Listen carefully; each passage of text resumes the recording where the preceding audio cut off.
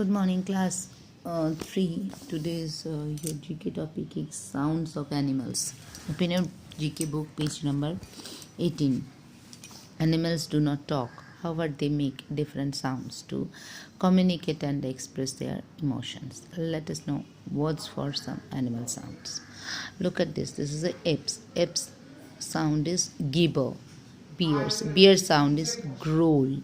Elephant sound trumpet. Giraffes. Giraffe sound called blitz or grunt. Hippos. Hippos sound called bray. Horse. Horse has a sound called neigh. Lions. Lions sound called roar. Rhinos sound called snort. And tigers. Tigers sound called growl. This is a asses. Asses sound called bray. Bears. Bears sound called growl. Cat. Cat sound called meows. Crows. Crows sound called cow.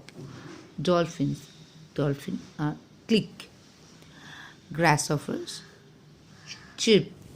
And hyenas. Hyenas sound called laugh. And parrots. Parrots is talk. And tortoise is grunt.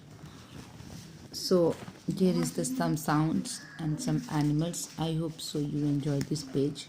Thank you.